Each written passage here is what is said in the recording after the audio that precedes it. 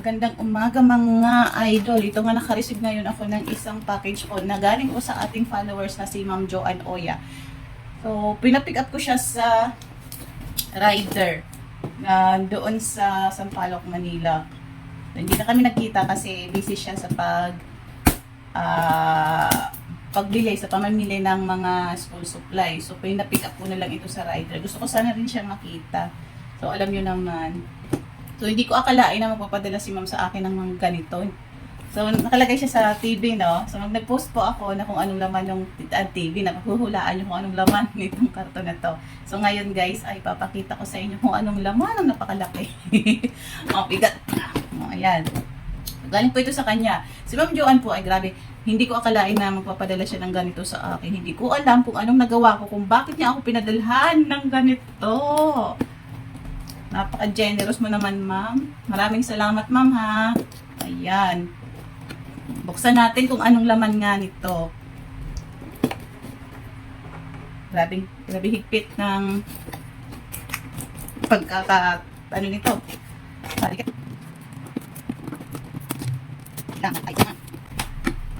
Wow. Iba't Oo na, ayan. Meron tayo dito. Sukang Ilocano. Ayan, galing kaya yun. Sukang Ilocano. Sukang Ilocano. Meron din tayo dito. Boneless bang fish sauce. Fish sauce. Patis. Ayan. Meron din tayo dito. Calamansi. Ma'am, ang dami naman ito. Calamansi. At saka, sibuyas. Walang sibuyas dito. Yan, napadalan tayo ng sibuyas ni Ma'am Joanne. Sibuyas. Yan, marami na rin ah. Ang dami naman, ma'am. Akala ko kakanin lang. Kaya pala mabigat. Food supply to ah. Shoes. Ang paborito ko, bibingka. Ayan guys, ang dami. Ma'am, maraming salamat ha. Maraming salamat. Ayan, ibibinta pa tayo dito. Yan, lalagay ko lang siya dito. Isa, dalawa, tatlo, apat, lima. Uy! Paborito ko to. Ito tayo tawag sa amin na pinuso. Sa kanila, hindi ko alam po ang tawag. Liit, no? Ang cute. Sa amin, meron sa aming tawag dito pinuso. Medyo, ganito kalaki. Meron din pala sa Ilocano.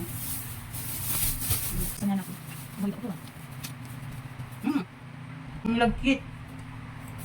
Ayan. Ang dami sa pangin.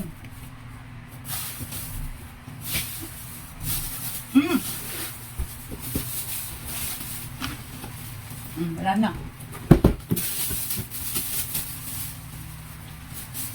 Tupig, ayan. Kakanin at mga suka, patis, sibuyas, at calamansi. Ayan, napadalan tayo ni Ma'am Joanne. Hindi ako makamaya siya kasi bangbul ng bibig ko lang.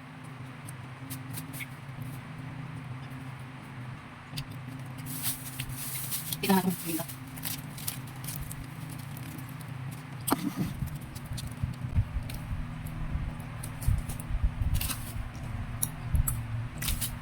Ang sakit sa ngipin nga lang. Yummy. Maraming salamat talaga ha. Kung sino pong hindi ko kaano-ano ay magpapadala sa akin ng ganito.